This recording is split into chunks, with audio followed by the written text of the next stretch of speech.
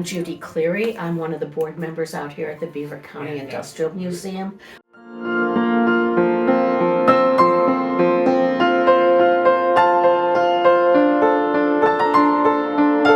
Here we have Phoenix glass. Phoenix glass is in Monaca, still in Monaca, was sold in 2021 to... Yeah, Stozel, my you husband just retired. Oh, so you know, how do you pronounce it? Stozel. Okay, thank you, because I wasn't sure.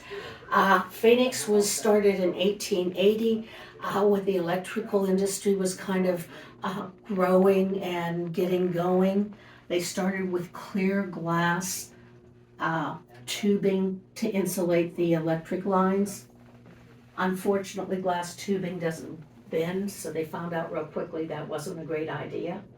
So then from there they went into chimneys for the oil lamps and that kind of thing, and stayed in the lighting industry for years.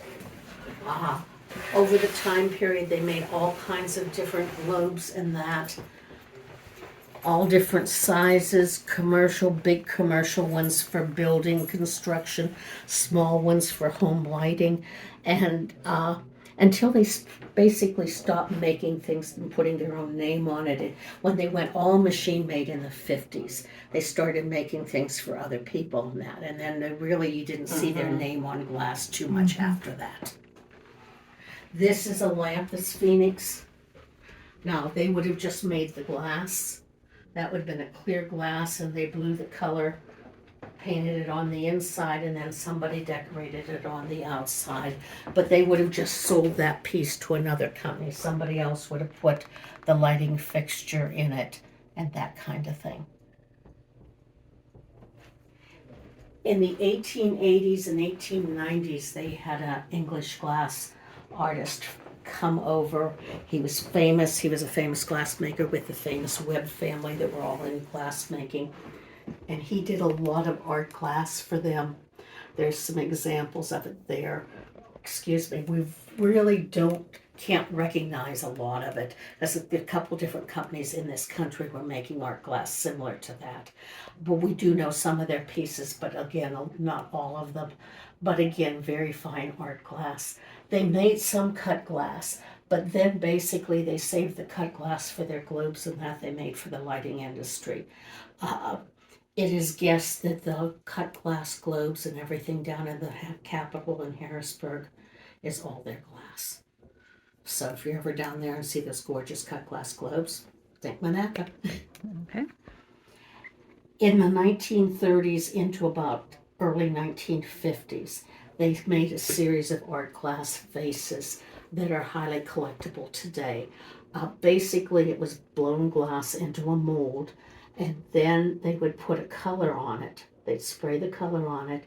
Then women would sit there with either pieces of rags or cotton balls or that kind of thing and take the color off of it. Almost all of their work has the color taken off the relief. Most of it, the color stays on the background. But there are exceptions. This is a fried piece, and as you can see, the color's left on the relief and taken off the background. The Madonna vase is very collectible. They didn't make as many of these as a company called Consolidated Lamp and Glass in Coraopolis. So if you see something like this out, if the color is off the relief, the raised parts, highly possible it's Phoenix. If it's like this one and the color's left on that, highly possible it's Consolidated. But they both did overlap on how they did their processes. In fact, they even shared molds. In some cases, you'll have like this pine cone vase. Phoenix made it, but so did Consolidated. So, the flying geese vase there is very popular. This was their anniversary vase that they produced for when they were been in business 100 years. But by this time, from the 50s on, it was almost totally automated. They didn't make anything like this. So by the time they made the anniversary vase, it's a little bland in comparison to a lot of the other things. But that wouldn't have been hand blown into a mold. It would have just been molded.